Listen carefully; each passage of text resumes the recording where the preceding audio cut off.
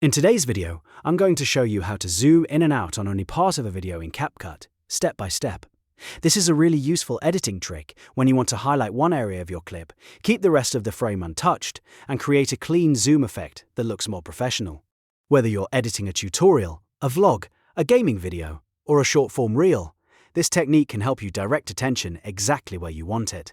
And before we jump in, if this tutorial helps you out, please go ahead and hit the like button, and make sure you subscribe for more easy CapCut tutorials just like this one.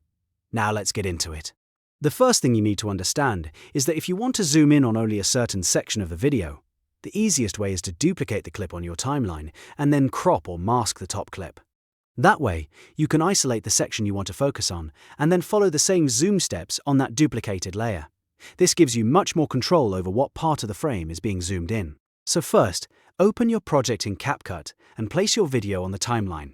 If you want to zoom only part of the frame, duplicate that clip so you have a second layer on top. Then crop or mask the top clip so only the section you want is visible. Once that part is ready, you can start building the zoom-in motion. For the zoom-in motion, move your playhead to the exact frame where you want the zoom to begin.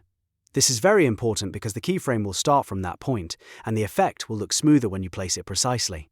Click on your video clip to make sure it's selected. Now look at the top right panel and go to Video, then Basic, then Transform. Here, you'll see the settings for scale and position. Find the diamond icon next to Transform and click it to add your first keyframe. This locks in your starting point. You'll notice a blue diamond appear on the timeline, which means CapCut has saved that original position and size.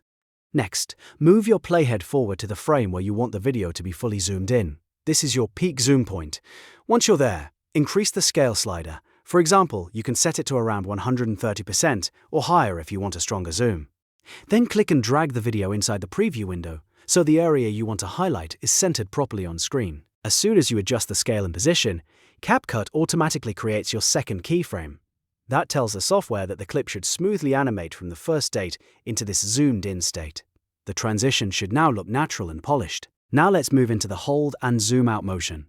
After the video reaches the fully zoomed-in state, move the playhead further down the timeline to the exact frame where you want the zoom-out animation to begin. This creates a pause or hold in the zoomed position before the camera pulls back out again. At this point, click the diamond icon next to position and size one more time. This adds a third keyframe, which keeps the zoomed-in perspective stable for as long as you need. This is really useful if you want the audience to focus on something for a moment before the motion changes again. Then move your playhead to the frame where you want the video to return completely back to normal.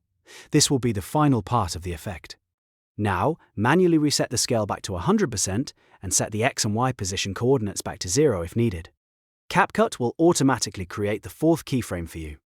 Once that's done, your zoom in and zoom out animation is complete. You should now have a smooth effect where the video starts at normal size, zooms into the selected section, holds that zoomed view, and then returns back to the original framing. If the zoom feels too fast, just spread the keyframes further apart on the timeline. If it feels too slow, bring them closer together. This is one of the easiest ways to fine-tune the motion so it matches the pace of your video. And if you're zooming into a specific section of the video, remember that duplicating the clip and cropping or masking the top layer is the best way to isolate that area cleanly. That makes the zoom feel much more intentional and helps avoid distractions from the rest of the frame.